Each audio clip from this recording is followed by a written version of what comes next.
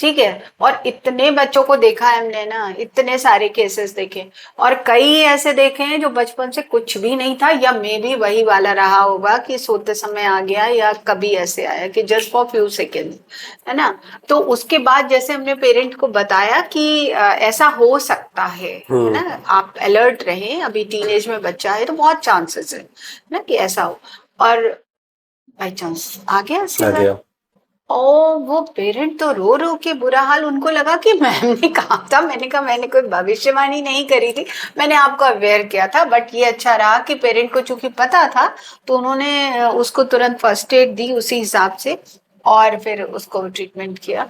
तो यही है कि पेरेंट जो है वो एकदम से सोचते हैं अरे शुरू से तो नहीं था, बट ये है ना, कि शुरू से अब तो टू। बहुत कुछ नहीं था। So called we are temporarily abled people, है ना, नोबडी इज परफेक्ट मेरे ख्याल से। सब एक एज आने पे आने सबको पे तो कुछ ना फिजिकली कुछ चैलेंज आएगा। होंगे, सुनना कम होगा, कॉग्निटिव स्किल डल होंगी, तो हम सब में वो चीज आएगी। नमस्कार दोस्तों, आज हमारे साथ हैं डॉक्टर अक्षय सिंह, जो कि एक मनोचिकित्सक हैं, साइकेट्रिक हैं। तो आज हम उनसे चर्चा करेंगे, हम अपने विशेष बच्चों के लिए एक खास टॉपिक पे, क्योंकि जैसा कि हम जानते हैं कि इंटेलेक्चुअल डिसेबिलिटी यानी जो हमारी मानसिक दिव्यांगता होती है, इसके साथ में कुछ ऐसी समस्याएं भी हो जाती हैं, जैसे कि मेंटल इलनेस, कुछ कभी कभी ओसीडी बच्चों को हो जाता है, साथ में बच्चों को या अडल्ट्स को, और एक नींद ना आना या पूरी रात जगना फिर दिन में सोना, इस तरह की समस्या है, या एपिलेप्सी है, या बच्चे में अग्रेशन है। तो इस तरह की जो समस्याएं हैं वहां पे हमें जरूरी होता है कि हम उसके लिए किसी मनोचिकित्सक से संपर्क करें और उनकी राय लें, और यदि जरूरत हो तो उसके लिए हम उसे मेडिसिन भी दें। लेकिन इससे पहले कि हम मेडिसिन पे जाएं, पहले उस चीज को कंसल्ट करना बहुत जरूरी है। तो मैं स्वागत करती हूँ डॉक्टर अक्षय सिंह, आपका बहुत बहुत स्वागत है हमारे सेंटर पे। और ये खुशी की बात है कि आपने हमारा ये जो आमंत्रण था वो स्वीकार किया कि हमारे साथ कोलैबोरेशन कर रहे हैं, और महीने में एक बार यहाँ पे विजिट करेंगे। तो आप बताएं कि इन बच्चों के साथ जैसे किस तरह की समस्या के आपके पास आते पेशेंट्स।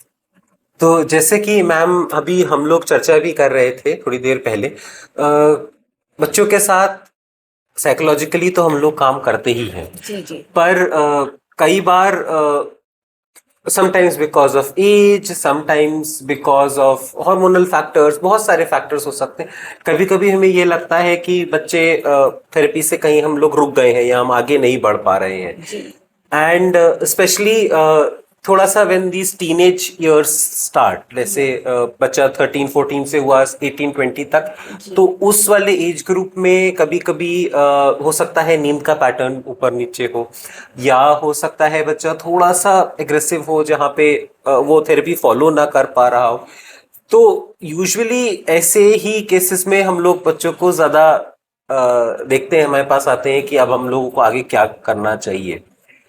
एंड कहीं ना कहीं हमें, मुझे लगता है अभी भी समाज में मेडिसिन को लेके, स्पेशली जो साइकेट्री की मेडिकेशंस होती हैं उनको लेके कई सारी भ्रांतियां भी हैं, कई सारी मिसकंसेप्शंस हैं। लोग बहुत घबराते हैं, ये सोचते हैं कि एडिक्टिव होंगी या इनसे नींद बहुत आएगी। जी जी। बट यूजुअली ऐसा नहीं होता है। अब हमारे पास जो मेडिसिन हैं वो काफ़ी सेफ हैं, और पेशेंट को देख के, पेशेंट को समझ के अगर हम लोग मेजर्ड डोज में अगर कुछ दिन मेडिसिन चलाते भी हैं, इट हेल्प्स अ लॉट।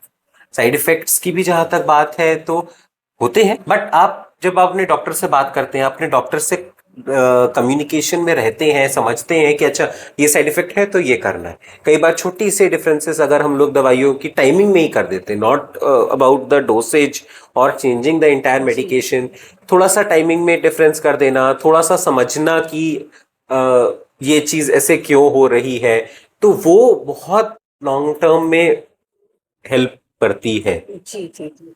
हाँ, ये बात तो मैं भी आपकी अग्री करती हूँ कि कई बार क्या होता है कि पेरेंट्स बच्चे को दिखाते हैं, और उसके बाद वो अपने ही मन से दवा को बंद भी कर देते हैं कि मैम शुरू की थी और नींद बहुत आ रही थी इससे, तो पूरे टाइम सो रहा था। तो उनको मेरा भी यही सजेशन होता है कि आप आपको अगर किसी दवा से ऐसा लग रहा है तो आप दोबारा रिव्यू करिए, दोबारा बात करिए, डॉक्टर को बताइए, है ना। अपने मन से इस तरह से दवा का डोज का या करेंगे कि बोलेंगे नहीं मैम वो एक गोली की डोज थी ना तो मैंने उसे आधी ही गोली दी है क्योंकि सो बहुत रहा था। तो इस तरह से क्या होने से क्या होता है कि पूरी तरह से बच्चा जो उसको लाभ मिलना चाहिए, जो उसे फायदा होना चाहिए था मेडिसिन से, और वो नहीं हो रहा, यानी कि समस्या जहां थी वो प्रॉब्लम वहीं की वहीं अटक जाती है और उस पर वो सोल्यूशन नहीं निकल पाते हैं। एक सवाल था। हाँ अक्षय जी, एक सवाल पूछना चाहूंगी कि जैसे कि एपिलेप्सी जो है वो बहुत कॉमन है हमारे ऑटिज्म स्पेक्ट्रम डिसऑर्डर के साथ खास तौर पे। तो इसका जैसे बचपन में कई बार नहीं होती है लेकिन टीनेज आने पे, और एक आध केसेस मैंने ऐसे भी देखे हैं जब अडल्टहुड में भी के बाद भी बच्चों को सीजर आ सकता है। तो इस विषय पे मैं थोड़ी जानकारी चाहूंगी अपने दर्शकों के लिए, अपने पेरेंट्स के लिए, कि इसकी क्या कोई मतलब पहले से हम किस तरह से इसे, क्या कोई रेड फ्लैग्स होते हैं जिससे हम जान सके, या कोई ऐसा खास वो हमें ऐसा पता चले कि कुछ बिहेवियर से या बच्चे के कहीं कुछ ऐसा रेड फ्लैग्स हो तो हम उन्हें समझ सके कि हाँ ये समस्या बच्चे में आ सकती है। हाँ, तो जैसे कि हम लोग बात करते हैं, जो शब्द है टेक्निकल वो है कोमॉर्बिडिटीज। यस। तो जब भी हम लोग बात करते हैं किसी भी क्योंकि ब्रेन एक ही है, एपिलेप्सी भी वहां से आ रही है, मेंटल हेल्थ डिसऑर्डर भी वहीं से आ रहे हैं, तो अक्सर हम लोग देखते हैं कि मेंटल हेल्थ डिसऑर्डर्स के साथ साथ कुछ ना कुछ लगी हुई फिजिकल कोमॉर्बिडिटीज मिलती हैं। जैसे आपने कहा कि एपिलेप्सी भी साथ में अक्सर देखी जाती है। बच्चों में अलग अलग प्रकार के सिम्टम्स आ सकते हैं। जैसे कुछ बच्चों में छोटे में फीवर के साथ सीजर्स आते हैं, जिन्हें फेब्राइल सीजर्स हम लोग अक्सर नॉर्मल मानते हैं, दे डोंट कंटिन्यू। बच्चों में एब्सेंट सीजर्स आ सकते हैं, जहां पे कोई बाहर आपको उतना नहीं दिखेगा पर बच्चा थोड़ी देर के लिए शांत हो जाता है, हो जाएगा, करेगा एकदम। Right right. तो यह सकता है। या फिर जैसे एपिलेप्सी अपने आप प्रत्यक्ष पूरे सारे लक्षणों के साथ भी आ सकती है। क्योंकि मैं हमेशा ये कहता हूँ कि डॉक्टर तो बच्चे को थोड़ी देर के लिए देखता है, वो ठीक है, वो टेक्निकल दृष्टिकोण से देखता है, पर जो पेरेंट्स हैं वो साथ में हमेशा रहते हैं, टीचर्स साथ में हमेशा रहते हैं।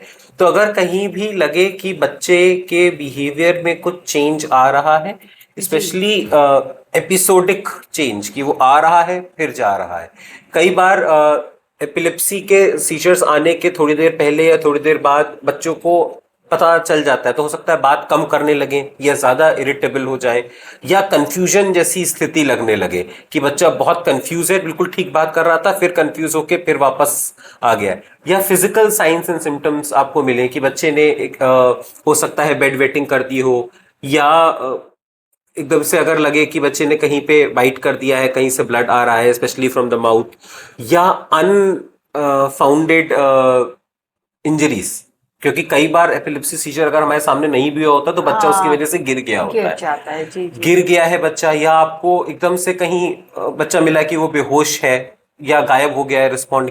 तो ये सारे कहीं भी अगर लगे कि बच्चे का जो एक नॉर्मल एक कर्व जो हम लोग कहते हैं वो जा रहा, तो वह कहीं कहीं प्रॉब्लम आ रही है, it is very important to reach a specialist. अब तो पीडियाट्रिक न्यूरोलॉजिस्ट भी आ गए हैं, there are specialists who look at only neurology problems in paediatric age group.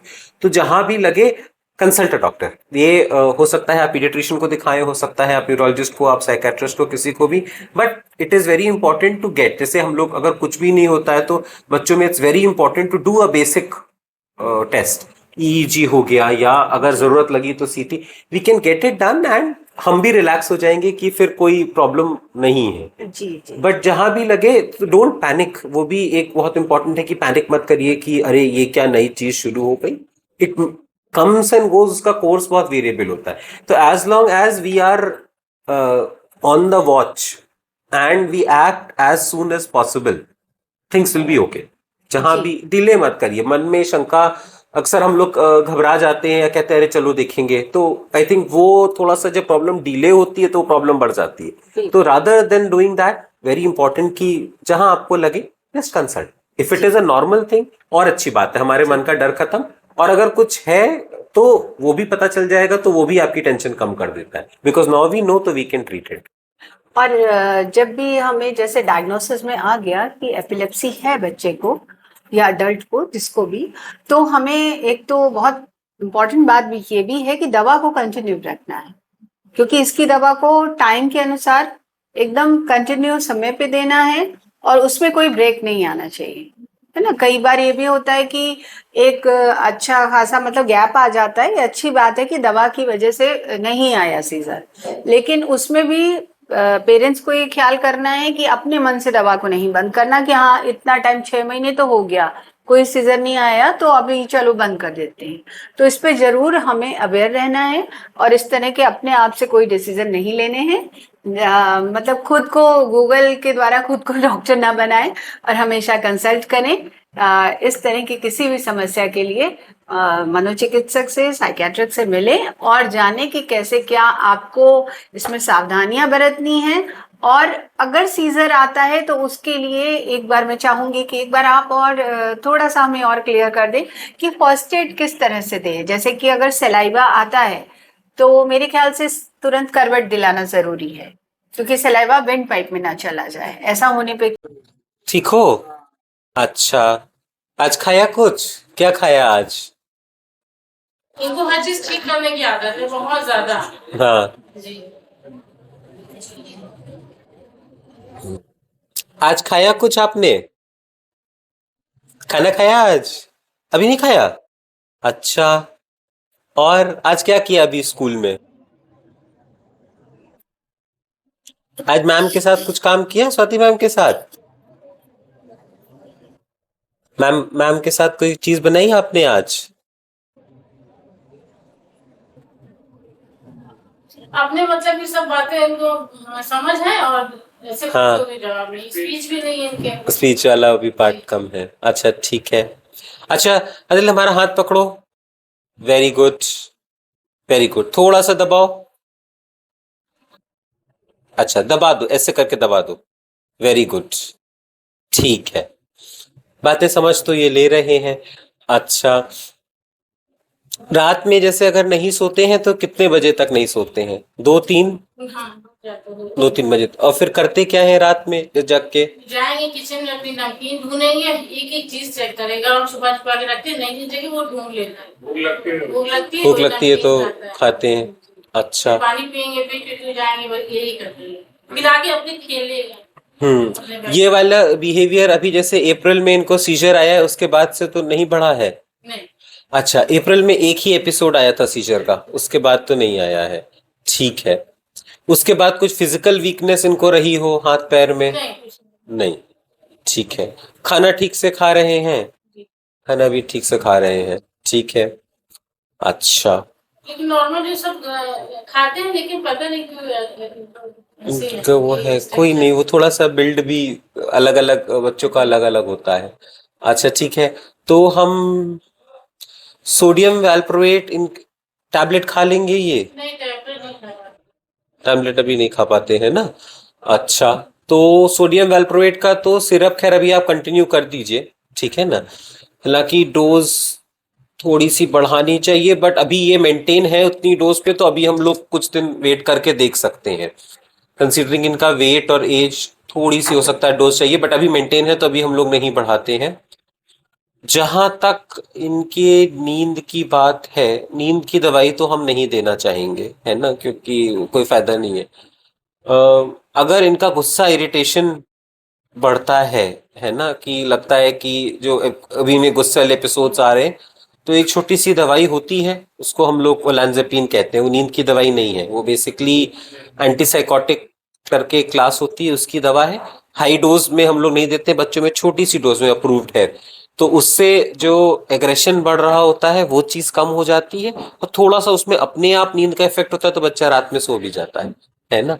अच्छा, जो ये सोडियम वैल्प्रोएट आप दे रही हैं, कितने बजे दे रही हैं? बस रात में ही देती है ना? ठीक है, सोएंगे नहीं। ठीक है, अभी सोडियम वैल्प्रोएट के साथ हम लोग ओलांज़ेपीन कुछ दिन ट्राई करके देखते हैं। हम सबसे कम डोज दे रहे हैं, 2.5 मिलीग्राम ही दे रहे हैं। ओलांज़ेपीन से फायदा ये होता है कि एक, नींद इनको आ जाएगी, दूसरा गुस्सा कम हो जाएगा, तीसरा ओलांज़ापिन से थोड़ी भूख भी अच्छी लगती है, तो थोड़ा सा अगर वेट गेन हो जाएगा तो वो भी हमारे लिए अच्छा है। और ओलांज़ापिन की थोड़ी एंटी सीजर प्रॉपर्टीज भी होती हैं, तो एक कवर सोडियम वैल्प्रोएट हम लोग बढ़ाएं, उससे अच्छा हम लोग एक कवर ये रख लेते हैं, है ना।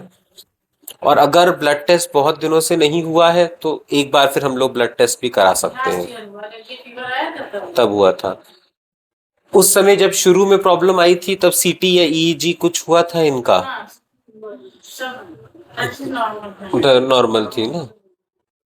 ठीक है, अभी हम लोग सोडियम वैल्प्रोएट आप कंटिन्यू रखिए जैसे आप दे रहे हैं। ओलांज़ापिन एक रात में दे के शुरू करते हैं, 2.5 मिलीग्राम। क्लोबाज़ाम लिखी थी, सेम तो नहीं? नहीं सेम नहीं है, दोनों सीजर की मेडिसिन हाँ, हैं। दोनों सीजन। ये अभी आप लोगों ने अभी दिखाया ना अप्रैल में, ठीक है। क्लोबाज़ाम और एपिलेक्स क्रोनो, ठीक है, ये दोनों ऐसे ही कंटिन्यू। अभी आप एक ही दे रहे हैं, हाँ, ठीक है। दूसरे बंद और भी कर दी थी, ठीक है, इसके बहुत दाने कराए कभी कभी हो जाता है, ठीक है। तो अभी सोडियम वैल्प्रोएट ही दीजिए, साथ में 2.5 मिलीग्राम ओलांज़ापिन, एक दवाई से काम करके देखते हैं, है ना। स्पेशली जो इनकी नींद डिले है, वो असल में नींद की दवाई पूर्ण रूप से इसलिए नहीं काम करती है क्योंकि वो नींद प्रॉब्लम नहीं है, वो एग्रेशन भी प्रॉब्लम है वो, क्योंकि बच्चा बड़ों में भी होता है तो बच्चों में भी होता है, क्योंकि वो अब रात में एक्टिविटी लेवल बढ़ गया है, तो वो जब एक्टिविटी लेवल कम करेंगे तो अपने आप बच्चा थोड़ी से सोने की तरफ चला जाता है। फिर जाएगा पेट भी ठीक करेगा, न्यूट्रिशन ठीक करेगा, हर चीज मतलब में कुछ ना कुछ रात में। दूसरी चीज ये कि थोड़ा सा जल्दी दीजिएगा, जैसे सोडियम वैल्प्रोएट भी अगर आप दे रही हैं, एपिलेक्स क्रोनो भी अगर दे रही हैं, तो वो भी जल्दी दीजिए। ओलांज़ापिन भी जल्दी दीजिए। जल्दी का मतलब है कि कोशिश करें कि 9 बजे तक दे दें रात में, है ना, क्योंकि नींद की दवा नहीं है तो ऐसा नहीं होगा कि यहाँ खाया और तुरंत नींद आई, थोड़ा सा उसका 1-2 घंटे बाद जाके अच्छा असर शुरू होता है। तो अगर आप 8-9 बजे दे देंगे तो फिर वो बिल्कुल जब सोने का टाइम होता है 10:30-11 बजे, तभी असर शुरू होगा। अदरवाइज वो कभी कभी अगर हम लोग लेट देते हैं तो फिर लेट असर शुरू होता है, फिर वो अगले दिन सुबह नींद रहती है। तो बस एपिलेक्स क्रोनो उसी प्रकार कंटिन्यू करिए। ओलांज़ापिन एक छोटी सी 2.5 मिलीग्राम हम लोग ऐड करके देखते हैं। अब तो एज और हाइट और वेट इनका ठीक है, तो 2.5 मिलीग्राम ज्यादा नहीं रहेगी डोज, है ना। नींद की वो ड्यूरेशन है वो तो ठीक है जी, लेकिन वो इनका टाइमिंग बदला हुआ है ना। चलिए कुछ दिन हम लोग ट्राई करके देखते हैं, आप हमें बताते शाम को हो। नहीं सुलाते कि रात में कोई रखते वही जहाँ 12 निकल गया टाइम डबल हो गया तो फिर हो जाते थे। तभी मान लिए सो गई फिर अपना जाग रहे हैं, नहीं नहीं करते हैं हम लोग, कुछ दिन ट्राई करके देखते हैं, आप मुझे बताइएगा। और एक और डॉक्टर को दिखाया था तो हाइपर एक्टिविटी के लिए उन्होंने साइडोडॉन सिसोडॉन दी, एक ही क्लास की दवा है सिसोडॉन और ओलांज़ापिन। वो कभी 2-4-6 महीने में, जैसे कभी बहुत ज्यादा हुआ तो आप हाँ, अगर ज्यादा गुस्सा आ रहा हो तो वो एक दे सकते हैं, ठीक है। तो एक ही क्लास की दवा है, सिसोडॉन और ओलांज़ापिन दोनों एक ही क्लास की दवा है, दोनों अपने में इफेक्टिव है। तो अभी हम लोग स्टार्ट करके देखते हैं। 2.5 का भी आप इसको भी तोड़ के हाफ ही दीजिएगा, शुरू में हम लोग हाफ ही देते हैं। वो इसलिए भी नहीं देते कहीं मतलब आदत ना पड़ जाए। नहीं नहीं, सिसोडॉन ओलांज़ापिन वो क्योंकि नींद की दवाइयां नहीं है तो उनकी आदत भी नहीं पड़ती है, तो यूजुअली नींद वाली दवाइयां। यहाँ पे ये पता नहीं क्या है, आधे की कभी कम हो जाता है, कभी बढ़ जाता है, ये क्या थोड़ा है? सा बम्प है, फैट जमा हाँ, ये लाइपोमा ही लग रहा है, हाँ, सॉफ्ट। ऊपर ही है इसके, हाँ, इससे कोई वो आप ये मान लीजिए कि वो बीच बीच में कहीं कहीं फैट जमा हो जाता है, वो जमा भी हो जाता है तो दोनों में घुल भी जाता है, तो यूजुअली कोई प्रॉब्लम नहीं होती है। वो हाथ पैर में कहीं, कुछ लोगों की टेंडेंसी होती है लाइपोमा होने की, जिनको होती है तो वो बस ये जो ऊपर वाली स्किन है उसी में है, अंदर नहीं है, तो कोई इतनी बड़ी प्रॉब्लम नहीं है, तो उसको आराम से रहने दीजिए। हम लोग थोड़ा सा ओलांज़ापिन ऐड करके देखते हैं, अगर स्लीप में इंप्रूवमेंट आ जाएगा तो फिर लॉन्ग टर्म में हमारे लिए अच्छा, नहीं तो फिर अभी इनकी आदत बन गई तो फिर ये चलेगी आगे, है ना। करिए, आप हमें करके बताइएगा। हाँ, अभी हम आपको उस पे प्रिस्क्रिप्शन पे लिख के दे देंगे। आपका वो मैं इनको जल्दी एक काम ये करते हैं कि थोड़ा सा इनको जल्दी दे देंगे melatonin. We can also reduce melatonin also. अभी जैसे 5 मिलीग्राम चल रहा है, उसकी 3 मिलीग्राम की भी आती है, तो अगर लगता है कि स्लीप ज्यादा आ रही है तो we can start with the lower dose also. For now what I want to do is, अभी क्योंकि ये दवाइयां इनकी चल रही हैं तो अभी हम लोग इनके साथ ही मैम काम करके देखते हैं. I will tell you the plan. और सर ये हाथ का ये मूवमेंट जो है ये बहुत ज्यादा होता है, मुझे लगता है इसी से इसको वो एनर्जी मिलती है सेल्फ स्टिमुलेशन का भी उनका बहुत ज्यादा. और ये जब रोकती है तभी सोती है, जब तक ये करती रहती है सोती वो है. कंटिन्यूस करती रहेगी. मसाला खाने वाला रात भर जगना होता है तो खूब मसाला रखता है ना अपने पास सेल्फ स्टिमुलेशन के लिए.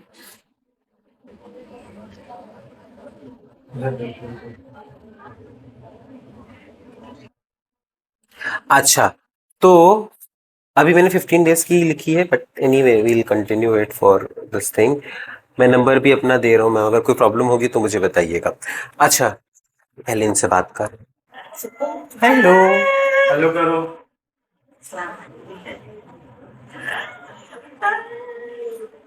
अच्छा, हाथ तो पकड़ लो हमारा, हाथ पकड़ लो. पकड़ोगे?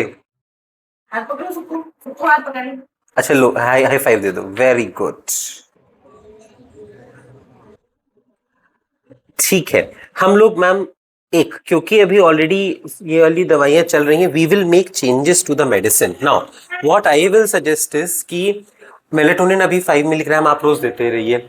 मेलेटोनिन भी जल्दी दे दीजिएगा. Give it around 8 o'clock sharp दे दीजिए, है ना. कभी कभी वो उसकी वजह से भी अगर लेट हो जाता है तो फिर मॉर्निंग में उसका असर रहता है. पॉइंट नंबर 2, अगर रिस्पेरेडोन, अगर एक रिस्पेरेडोन की डोज हम लोग और भी कम कर देते हैं. अगर आप लोग अभी 0.25 मिलीग्राम 00 हाफ ही दे रहे हैं, maybe don't give it every day, give it once in 2-3 days, क्योंकि वो ब्लड लेवल तो मेंटेन रहेगा ही मैम, है ना. तो वंस इन 2-3 days देने से ये होगा, मेलेटोनिन से ये सो जाएंगी रोज. वंस इन 2-3 days देने से ये होगा कि साइड इफेक्ट प्रोफाइल उसका कम हो जाएगा. आर मेन थिंग इज कि थोड़ी इनकी इम्पल्सिविटी और एग्रेशन कम रहे, तो वो दवाई को ऐसे टेपर करने, ब्लड में तो रहेगी anyway, it's not a quick acting medicine.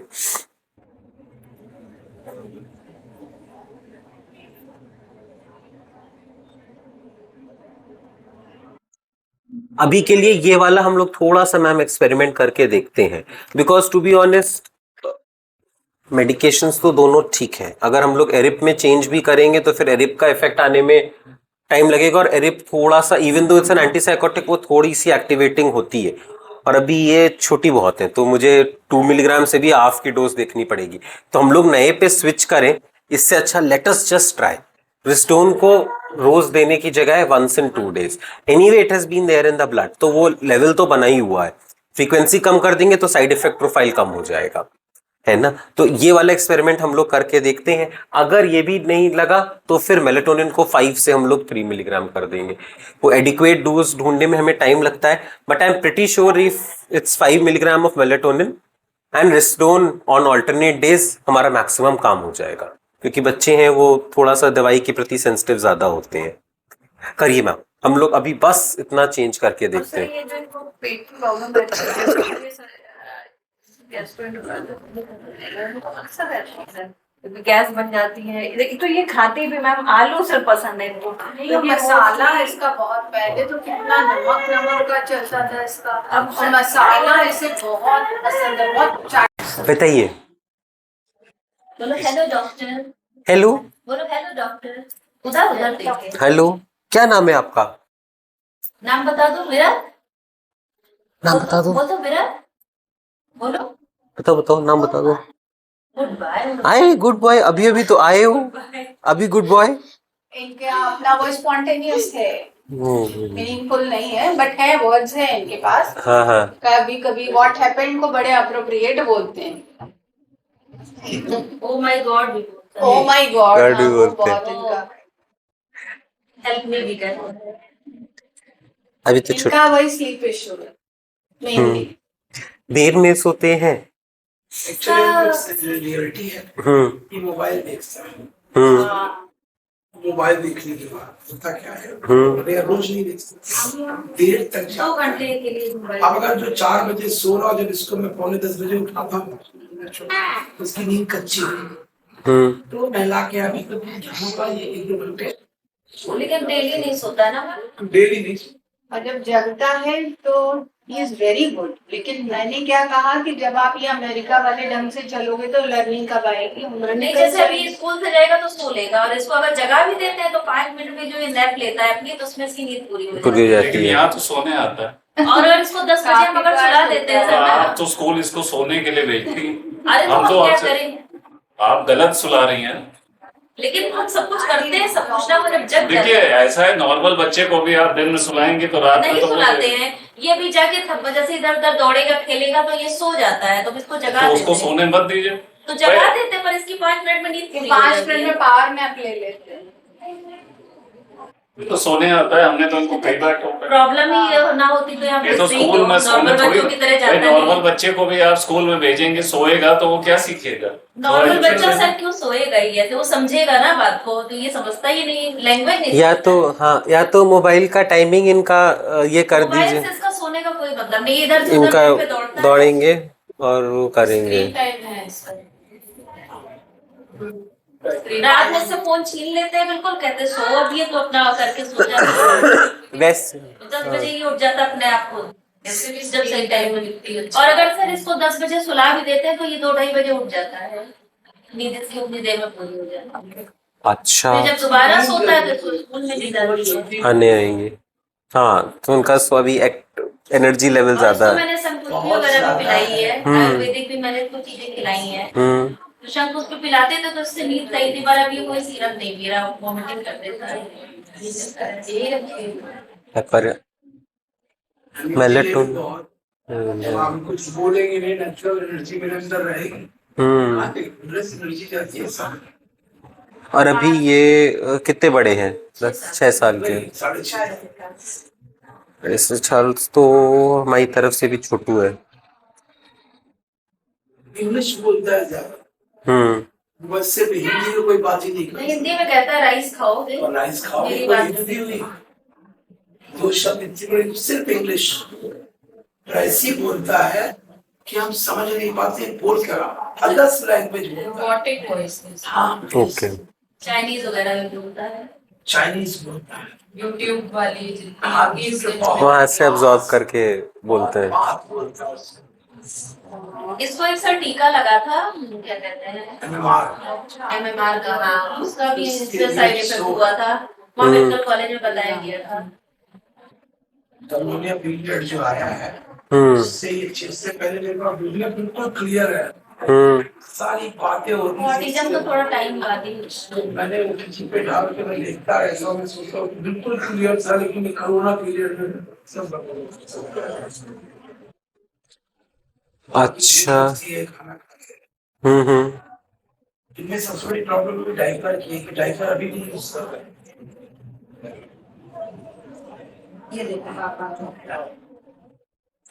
अभी तो ये बहुत ही छोटा है।